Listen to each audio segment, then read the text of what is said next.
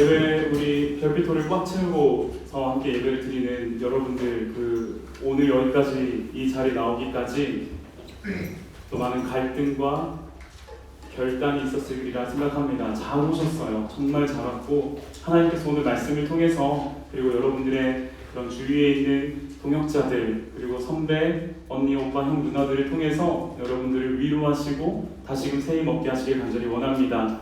우리 왕의 자녀 서약이라고 하는 이 타이틀을 가지고서 중등부는 오늘 서약식을 진행하더라고요. 그래서 교복 입고 다 오고 있죠. 우리도 3월 24일에 왕의 자녀 서약식을 갔습니다. 그 서약을 준비하는 우리의 세 가지의 태도와 마음에 대해서 지난주부터 함께 살펴보고 있었습니다. 첫 번째는 하나님 앞에서의 정직이다. 두 번째, 세상을 향하여 정의롭다. 마지막으로 나 스스로에게 정결하자. 이 세 가지의 타이틀을 가지고서 우리가 지난주부터 한 주씩, 오늘이 이제 두 번째 주죠, 이렇게 다뤄가고 있습니다. 지난주 이야기를 한번 잠깐 리뷰해 봅시다. 하나님 앞에서의 정직, 사각지대 없는 CCTV라고 하는 제목을 가지고 여러분들과 말씀을 나누었었는데요.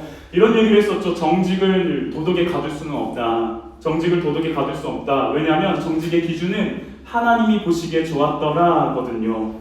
그래서 우리가 유다와 다말이라고 하는 사람의 이야기를 나누었습니다. 시아버지와 며느리 사이였어요. 그런데 어떻게 하다 보니까 아이가 생겼죠. 그랬더니 유다가 네가 나보다 옳다. 왜냐하면 하나님께서 유다를 통해서 펼치시고자 하는 예수 그리스도까지의 계보가 있는데 그 계보를 이어가지 않으려고 했었거든요, 유다는. 하지만 다말은 자신의 어떠한 방식이든 방법이든 최대한 모든 것을 동원해서 이 유다의 어떠한 그 혈연을 이어가게끔 만드는 그런 행위를 보고 유다가 고백합니다.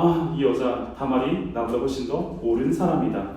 그래서 우리가 이렇게 얘기했습니다. 하나님의 기준이 사람의 판단, 도덕, 윤리의 상회 더 높다는 것을 절대적으로 보여주는 사건이 유다와 다말 사건이었고, 신앙인에게 있어서의 정직은 하나님이 보시기에 좋은 모습과 좋은 행동과 좋은 마음에 기준한다는 것을, 기준을 두어야 된다는 것을 우리가 지난주에 첫 번째로 이야기 나눴었죠. 두 번째는 이거였습니다. 하나님 앞에서라는 표현이 오해를 받고 있다고. 어떤 오해냐면 하나님이 지켜보시는 건 뭔가 두렵고 부담스럽다라는 오해였습니다. 그런데 이것을 정직이라는 것과 한번 연결해 본다면 이 하나님 앞에서라고 하는 이 표현은요, 사실 두려움과 부담감이 아니라 우리의 억울함과 아픔과 고통을 하나님께서 늘 지켜보고 계신다, 바라보고 계신다라고 하는 굉장히 큰 위로와 격려, 그리고 하나님을 향해 도움을 요청할 수 있는 가장 강력한 증거, 하나님 지금 보고 계시잖아요 라고 하는 이 증거라고 했었죠. 그러면서 요셉의 이야기를 가지고 이야기했었습니다. 정직했기 때문에 손해를 보았던 대표적인 케이스가 이 요셉이었었죠. 하나님은 그의 정직을 귀하게 보셨고 눈여겨보셨습니다. 그래서 우리 이렇게 결론을 내렸습니다. 하나님 앞에서 정직이라는 의미는, 하나님 앞에서라는 의미는 이 정직을 중심으로 나누어지는데 하나님이 보시기에 악한 태도와 모습, 정직하지 않은 태도와 모습은 하나님 앞에서 살아가는 우리로 하여금 굉장히 두렵고 떨리게 만들지만, 하나님 앞에서 하나님이 보시기에 좋은 정직의 모습으로 살아간다면 하나님 앞에 살아가는 것, 하나님이 지켜보신다는 것이 오히려 굉장히 큰 위로와 감사와 격려가 된다라고 우리가 지난주에 말씀을 나눴죠. 오늘 말씀의 제목을 한번 읽어봅시다. 왕의 자녀 2, 세상을 향하여 정직. 노란색 부분 읽어주세요. 시작. 그런 식으로 읽으면 안 되는 멘트입니다. 정의의 이름으로 널 용서하지 않겠다. 누가 그런 식으로 했습니까? 이렇게 읽어야죠. 누군 이 녀석은? 글쎄, 내가 누구냐면 사랑과 정의를 지키는 귀여운 달의 요정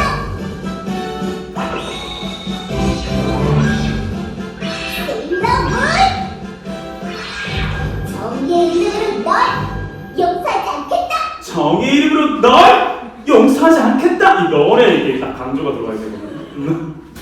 내가 몇 살까지 이걸 할 수 있을까라는 문득 그런 현타가 살짝 왔어요.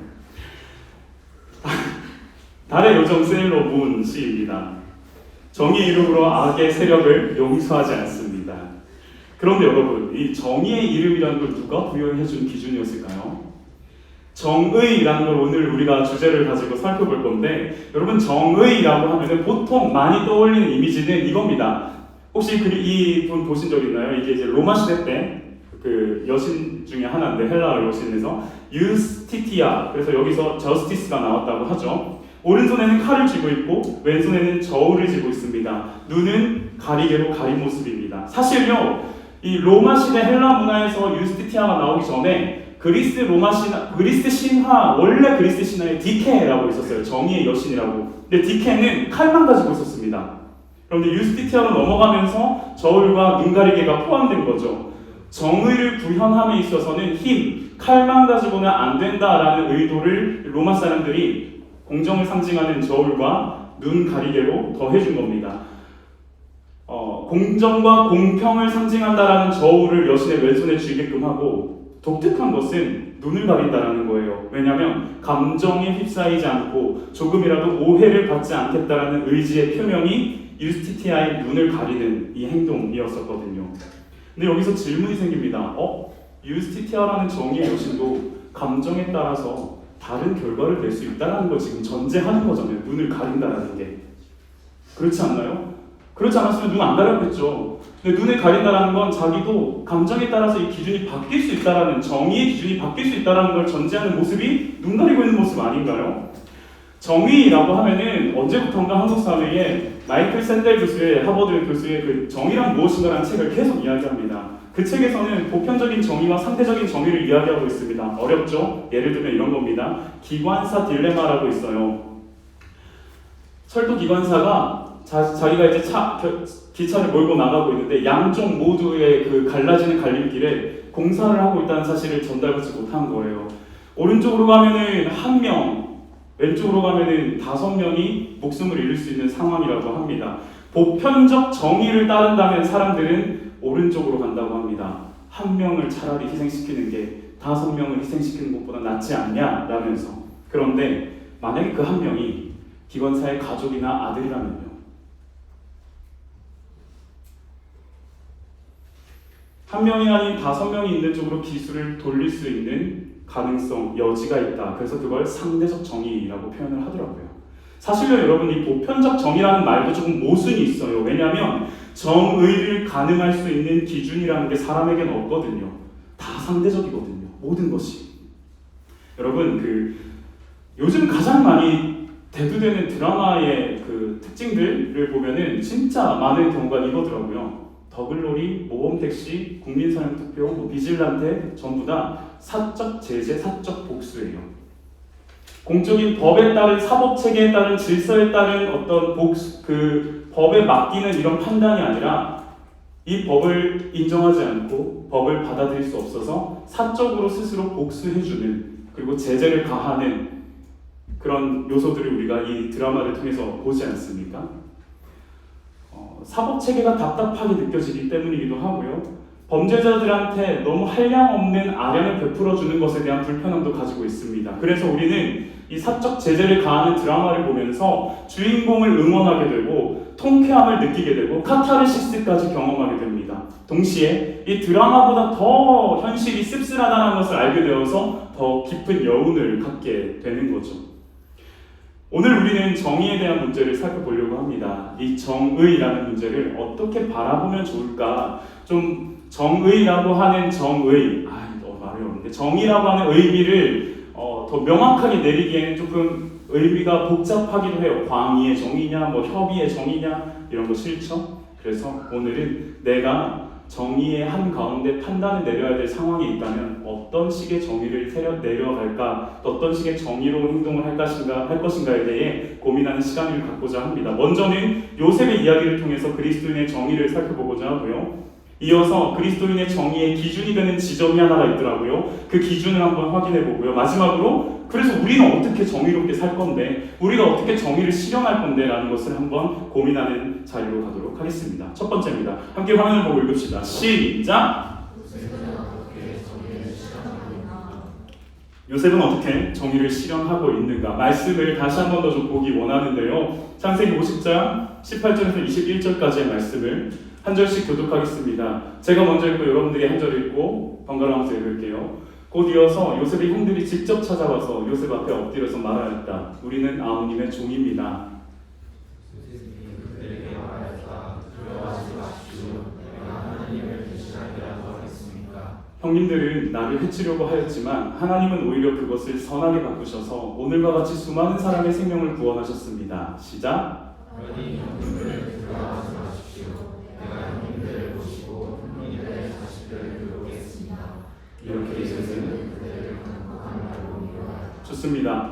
요셉의 스토리 다 아시죠? 대략적으로 간단하게 짚고 넘어가자면 요셉이 여러 가지 어려움과 고통 끝에 하나님의 동행하심을 기인하여서 결국은 이집트의 애굽의 총리가 됩니다. 그래서 이 이집트의 총리가 된 거 이후로 이제 그 가나안 땅에 있었던 기근이 가득했던 그 땅에 있던 야곱의 가족들, 형들을 포함한 야곱의 가족들이 이집트 고셋 땅으로 이동해서 함께 살게 되죠. 그런데 야곱이 죽습니다. 아버지가 죽게 되니까 형들이 두려움에 떨기 시작합니다. 그러면서 요셉에게 유언을 되새기도록 전가를 보냅니다. 스콜피온 전갈이 아니라 레터 전가를 보냅니다. 전화를 보내고 요셉이 그거 보고서 형들 왜 이러지? 하고 한번 울죠. 근데 거기서 끝나지 않고 우리가 읽었던 말씀처럼 형님들이 직접 요셉에게 나타나서 엎드려 버립니다. 그러면서 우리가 잘못했다. 우리는 당신의 종입니다. 이런 얘기를 하니까 요셉이 말하는 거죠. 오늘 놀라운 반응을 보여주고 있습니다. 요셉의 반응은 이렇습니다. 먼저는 두려워하지 마세요, 형들. 형님들 두려워하지 마십시오. 라고 이야기를 하고요. 그 다음 이어서 이 말을 다 주목해야 될 것 같습니다. 내가 하나님을 대신하기라도 하겠습니까? 나 하나님 대신할 수 없습니다. 나는 하나님이 아닙니다. 하나님만이 정의의 기준이며 심판자의 역할이지 나의 판단으로 당신들을 정죄할 수도 없고 심판할 수 없습니다. 라고 요셉이 이야기합니다. 그러면서 세 번째로는 이런 얘기를 했었죠. 형님들은 나를 해치려고 했지만 하나님께서는 그것을 선으로 바꾸사 저와 형님과 우리 모든 이집트 사람들과 그 주변에 있는 민족들까지 기근 가운데 양식을 얻을 수 있도록 생명을 구원하는 일을 하나님께서 하셨습니다. 라고 하면서 나를 향했던 형님들의 해침은 하나님의 구원의 과정이었다. 하나님은 악을 선으로 바꾸시는 분이십니다. 라고 고백을 합니다. 그러면서 이렇게 고백하죠. 내게 펼쳐졌던 상황은 오히려 우리 가족과 민족을 살리기 위한 하나님의 섭리, 크신 계획, 무한한 계획 가운데 한 분야였다라고 고백합니다. 그러면서 마지막은 간곡한 말로 위로를 해주죠. 요셉이 실현하고 있는 정의는 무엇일까요? 사적 제재나 공적 제재와 같은 복수가 아니었습니다. 먼저는요, 자신의 위치와 하나님의 위치를 명확하게 파악했습니다. 자신이 하나님을 대신할 수 없다는 사실을 알고 있었습니다. 판단하시고 심판하시는 정의의 기준은 오직 하나님밖에 없음을 요셉은 스스로 고백하고 있습니다. 요셉의 정의는 하나님의 판단의 기준을 두고 있습니다. 그리고 또 하나, 요셉이 실현한 정의는 지나간 일들을 하나님의 관점으로 해석할 수 있다는 사실입니다. 요셉도 인정합니다. 형님들이 나를 해치려고 했으나 해치려고 했죠. 구덩이에 빠뜨리려고 했고 실제로 죽이려고 했었고, 근데 그런 시간들, 그 지나간 과거들, 이 지나간 일들을 자신의 관점, 요셉의 관점으로만 생각하면 너무 억울하고 화가 나고 지금이라도 당장 이 형님들을 다른 나라로 팔아버려도 그 누구도 뭐라고 할 수 없는 그런 정당해 보이는 판단이고 정의라고 생각할 수 있는데 요셉은 그렇지 않았습니다. 그 모든 지나간 일들을 하나님의 관점으로 해석하기 시작합니다. 그저 자신의 관점이 아니라 하나님의 시선으로 자신의 그 지나갔던 일들을 되돌아보게 되었던 거죠. 제가 이 요셉의 정의를 다루면서 진짜 궁금했던 질문이 하나 있는데 여러분들 한번 답해보세요. 요셉은 총리가 되었을 때 보디발의 아내를 어떻게 했을까요? 모르죠. 성경에 안 나와 있으니까. 근데 유추는 해볼 수 있을 것 같아요. 형들을 대하는 태도에서 저는 그렇게 느껴요. 하나님을 신뢰하고 있는 모습에서 저는 유추할 수 있어요. 사적 복수, 공적 복수, 공적 제재, 사적 제재를 가하진 않았을 것 같아요. 왜냐하면 스스로 어떠한 나를 억울하게 만든 이 상황들을 자신의 정의와 판단의 기준에 따라서 함부로 심판자의 역할에 올라가지 않았을 것 같아요. 하나님께 맡기지 않았을까요? 보디발의 아내에 대한 어떠한 모습들을. 그게 가능했던 이유가 무엇이었을까? 저는 요셉이 하나님과 동행했기 때문이라고 생각해요. 하나님과 동행해서 그 가운데 형통함을 누렸기 때문이라고 생각합니다.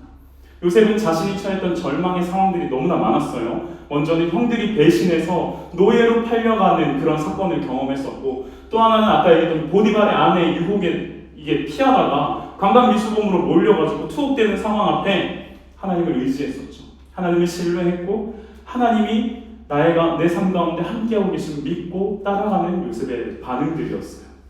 그의 눈앞에는 분노를 유발시킬 만한 상황들로 가득했지만 그의 시선은 그 상황에 맞춰져 있지 않고 하나님께 맞춰져 있었어요. 정리해 봅시다. 요셉이 정의를 실현하는 방식은 하나님께 판단을 맡기는 모습이었습니다. 요셉은 자신과 하나님의 위치를 명확하게 구분했어요. 나는 그저 피조물일 뿐입니다. 하나님이 내 삶을 개입하시고 간섭하십니다. 하나님만이 심판자이시고 하나님만이 판단의 주체가 되십니다. 지나간 일들에 대해서 하나님의 관점으로 해석했어요. 너무 힘들고 어렵고 형님들이 나를 해치려고 했던 그 순간들이 괴로웠지만 이 모든 것들을 하나님은 선으로 바꾸신 분이십니다 라고 요셉은 고백하고 있죠. 그런데 여러분, 이런 요셉의 모습은 하나님께서 이후에 인류 역사 가운데 보여주실 아주 중요한 장면의 미리 보기, 모티프와 같다고 생각합니다. 두 번째, 우리 함께 이렇게 읽어봅시다. 시작! 하나님은 어떻게 정의를 실현하고 하셨는가? 로마서 말씀을 한번 보려고 합니다. 3장 23절에서 25절 말씀인데 한 구절씩 같이 함께 읽어봅시다. 23절 말씀 시작! 그래서 사람은 하나님의 영광에 못 미치는 처지에 놓여 있었습니다. 이 말씀은 이겁니다. 우리 모든 사람이 죄를 범했던 사람들이다. 죄 아래에 있는 사람들이다. 이 죄라는 말은요, 여러분, 거짓말을 하거나 도둑질을 하거나 살인을 하거나 이런 식의 어떤 우리 법의 테두리 안에 정해진 형법, 민법 기준을 어긋난 죄를 말하는 게 아닙니다. 여기서 말하는 죄는 인류의 시작 가운데 아담과 하와가 반역을 했던 원죄를 말합니다. 하나님께서는 아담과 하와에게 선악을 알게 하는 나무를 동산 중앙에 두시면서 이렇게 얘기하시죠. 모든 것 다 누려도 좋아. 네가 하고 싶은 대로 다 해. 그런데 동산 중앙에 있는 선악을 알게 하는 나무의 열매만 먹지 마. 그걸 먹으면 너 죽어. 이 말은요, 우리에게 이렇게 자칫 들릴 수 있습니다. 뭐야, 하나님, 다 먹으라고 할 거면 그냥 다 해주지, 다 오픈해주지, 뭐 굳이 저런 것까지. 그 가운데 동산 중앙에 선악을 알게 하는 나무의 열매를 두셨던 이유는 하나님이 창조주고 우리는 피조물이라는 기본적인 질서를 가르쳐주기 위함이었고요. 또 하나, 만약 우리가 하나님께서 우리를 만드실 때 너는 나를 사랑하도록 만들어줘야 돼, 약간 명령어를 입력해서 그렇게 사랑을 나누려고 했었다면 선악을 알게 하는 나무를 동산 중앙에 두지 않았을 겁니다. 하지만 하나님께서 우리에게 자유로운 의지를 주셨었고 최초의 인간들에게 그 의지는 무엇이었냐면 하나님을 사랑할래 아니면 너 자신을 사랑할 수 있겠니? 너 자신을 사랑할래? 이 두 가지 싸움 안에 우리를 올려놓으신 겁니다. 왜요? 사랑은 서로가 서로를 의지적으로 사랑할 때만 진짜 사랑이라 할 수 있잖아요. 그래서 하나님께서는 우리를 통해서 진짜 사랑을 아담과 하와를 통해서 진짜 사랑을 받고 싶었었는데 아담과 하와는 그걸 선택하지 않았죠. 자기에게 주어진 의지를 가지고 하나님이 되고자 했습니다. 하나님을 사랑하고자 하지 않았어요. 그게 우리의 죄의 시작이고 그 이후로 우리 모두는 인류 아담의 후손 모두는 죄를 범하였다. 죄의 영향력 아래에 있다라고 성경은 말합니다. 죄의 결과는 죽음입니다. 하나님께서는 아담과 하와에게 이 명령을 어기면 너희 죽어 정령 죽으리라 라고 얘기했는데 아담과 하와는 그 죽음을 몰랐을 뿐만 아니라 망각한 채로 그 말씀을 잊어버린 채로 원죄를 범하게 되었습니다. 24절 말씀 함께 읽겠습니다. 색깔로 표시된 것들에 집중해서 함께 같이 읽읍시다. 그러나 시작.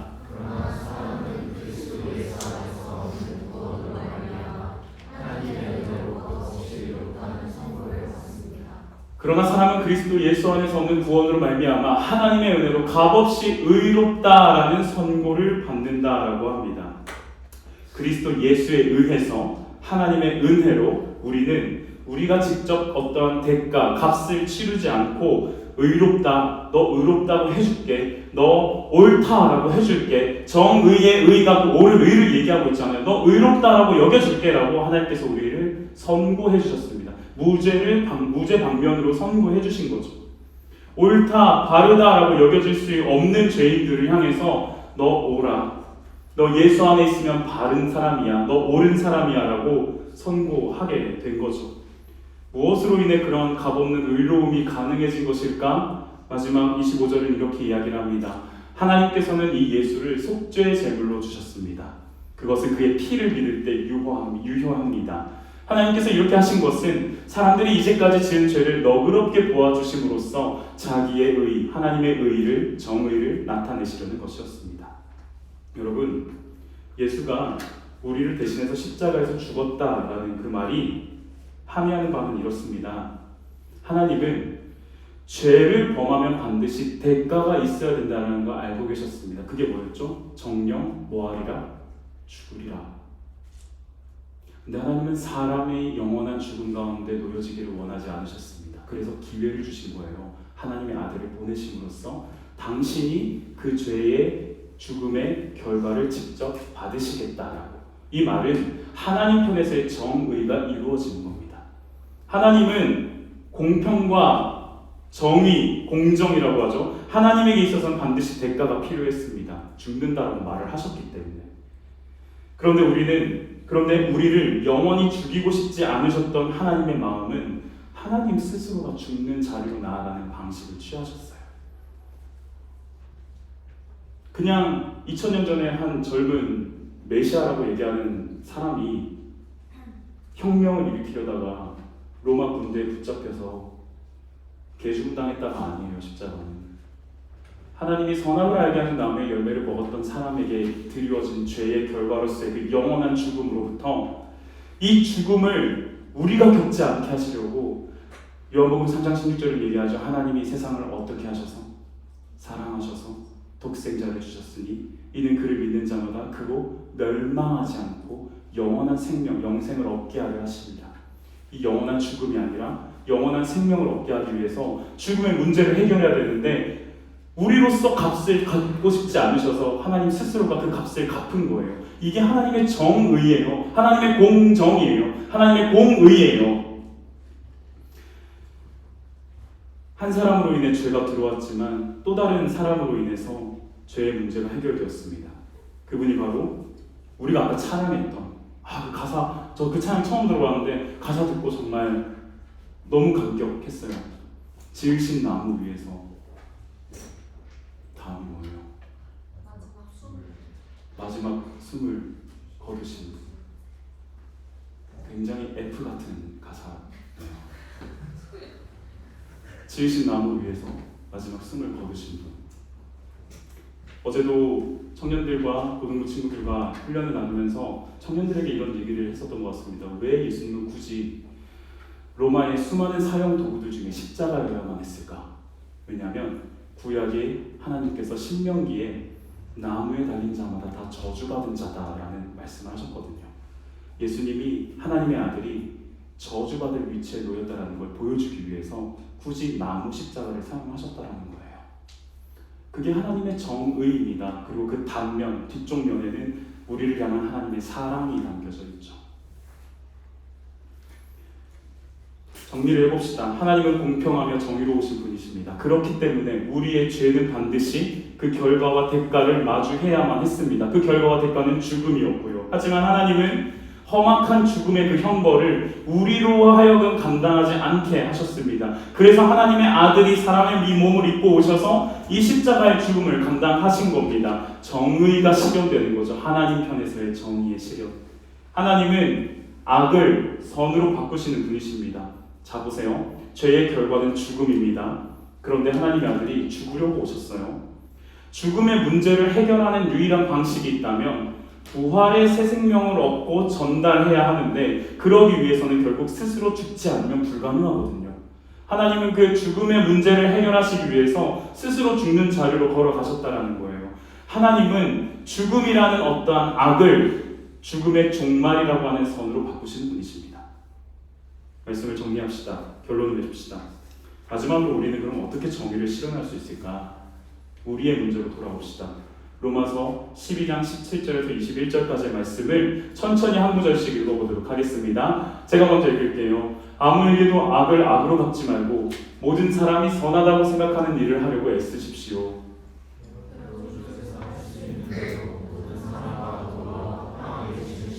사랑하는 여러분, 여러분은 스스로 원수를 갚지 말고 그 일은 하나님이 진노하심에 맡기십시오. 성경에도 기록하기를 원수 갚는 것은 내가 할 일이니 내가 갚겠다라고 주님께서 말씀하신다 하였습니다.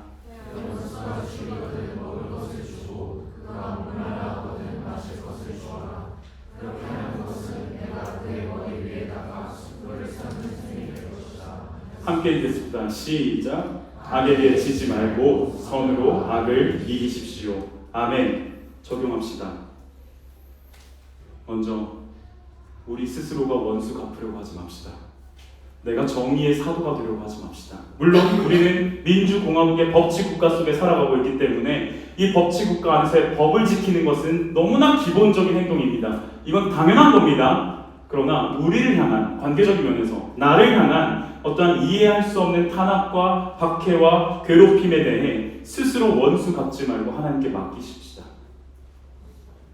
오히려 원수로 하여금 먹게 하고 마시게 합시다. 그것이 악에게 지지 않고 선으로 악을 이기는 길이라고 성경은 말하고 있습니다. 또 하나, 하나님의 정의는 반드시 실현된다는 사실을 굳게 신뢰합시다. 하나님의 정의는 반드시 실현됩니다. 하나님의 정의의 반대쪽 면인 사랑에 빚진 자들이 우리입니다. 우리는 하나님의 정의와 사랑에 빚진 자들입니다. 하나님은 우리에게 그 사랑을 예수 그리스도를 통해 보여주셨고 또 그 사랑 안에서 예수 안에서 살아가게 하십니다. 이러한 정의에 기반한 사랑은요 여러분 훈련될 수 있습니다. 어떻게 훈련하냐면 첫 번째 미워하는 상대가 있죠. 그 미워하는 상대를 위해서 기도하세요. 하나님 저 새끼가 존나 미워요. 저 새끼가 정말 미워요. 니네 너 하는 말이잖아. 왜 그래? 정말 미워요. 그런데 그렇게 기도를 하면 관심을 갖게 되고요. 관심을 갖게 되면 그 사람의 행동 거지들이 내 마음에 완전한 이해까지는 아니더라도 저럴 수 있겠다. 쟤가 얼마나 힘들까라는 용납이 되고 받아들임이 되고요. 여기서 이해가 되어지면 여러분 참 놀라운 일인데 사랑할 수 있게 됩니다. 그리고 그 사랑은 원수를 향한 사랑은 몽글몽글한 어떠한 그런 기분 좋은 그런 느낌이 아니라 오래 참고 온유하며 시기하지 아니하며 교만하지 아니하며 자기의 유익을 구하지 아니하며 하나님 앞에서 모든 것을 참고 바라고 견디는 그 사랑, 예수님께서 우리에게 보이셨던 그 사랑을 우리가 원수를 향해 적대적인 나에게 적대적인 누군가를 향해 감당할 수 있다고 성경은 얘기하고 있어요. 정의의 이름으로 너를 용서하지 않겠다. 잘못된 말입니다. 우리는 하나님의 정의의 이름으로 먼저는 널 섣부르게 판단하지 않겠다. 하나님의 정의의 이름으로 널 섣부르게 판단하지 않겠다. 둘째, 하나님의 정의의 이름으로 널 긍휼히 여기며 바라보겠다. 셋째, 하나님의 정의의 이름으로 널 용서와 사랑에 담궈보겠다. 빵! 담근다 이런 거 아니야. 주먹으로 담근다 이게 아니라 용서와 사랑에 너를 담그어 보겠다. 이게 하나님께서 우리에게 보여주신 정의와 사랑이라고 저는 생각합니다. 진정한 정의의 빛, 그 사랑의 은혜를 아는 사람은 이렇게 살아가는 것이 마땅하대요. 같이 찬양하면서 기도하고자 하는데요.